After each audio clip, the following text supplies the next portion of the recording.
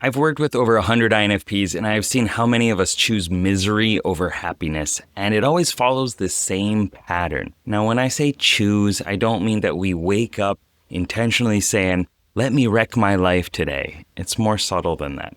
We push away good relationships, we quit jobs that we actually kind of like, and we talk ourselves out of opportunities that could change everything.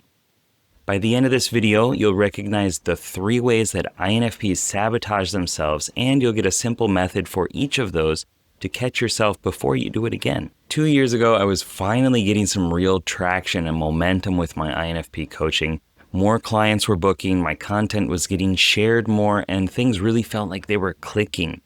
But every time I started to get more traction, something weird happened. I'd lose focus, I'd slow down on the work that was actually working, and I'd start dabbling in random new projects and ideas instead. I tried forcing myself to stay focused. I made schedules, I set deadlines, and I told myself just push through and keep going with what was working. But it never stuck.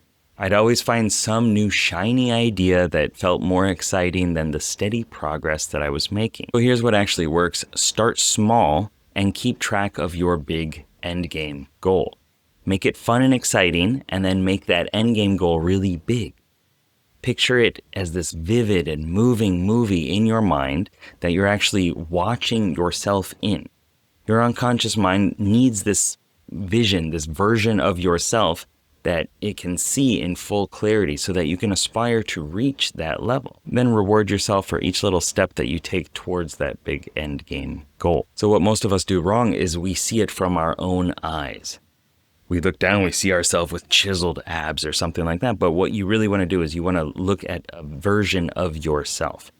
Because if it's from your own eyes, your unconscious mind already thinks that you have it, and then it stops trying. But if you see it out there and you see you doing the actions that are required to get that level of health or wealth or relationships or whatever it is, then your unconscious mind says, okay, I have a goalpost. I have something to aspire to. In my early 20s, I had this pattern with dating and I couldn't really figure it out.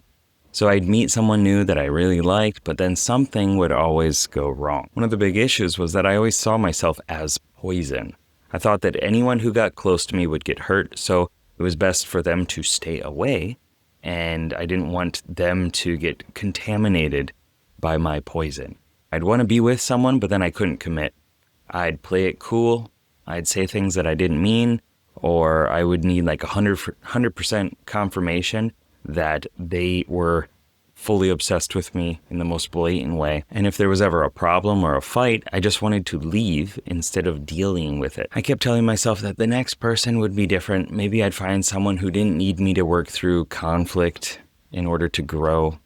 But I kept repeating the same pattern. Every relationship ended before it really started. Everyone is a work in progress, and nobody is perfect. Nobody. By cutting off relationships early, it's like stopping yourself from riding a bicycle because you fell over the first time.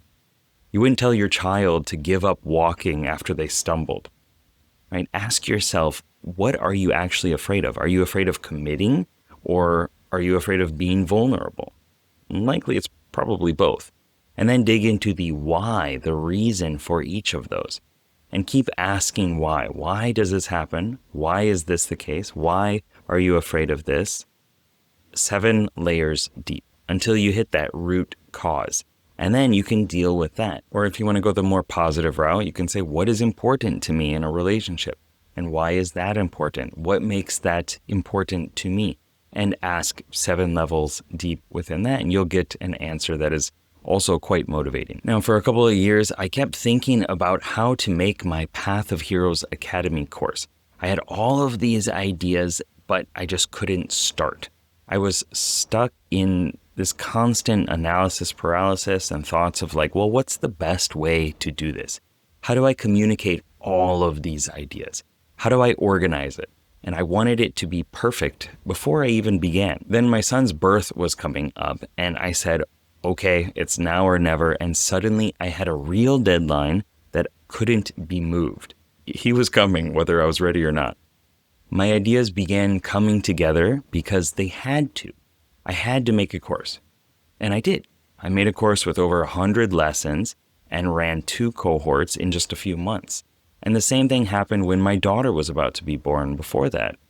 I made the INFP Masterclass. Time creates pressure. If you have a year, it will take a year. If you have a week, it gets done in a week. So here's what actually works. Set a tight deadline. Then focus on shipping instead of perfecting. Pick one project that you've been putting off.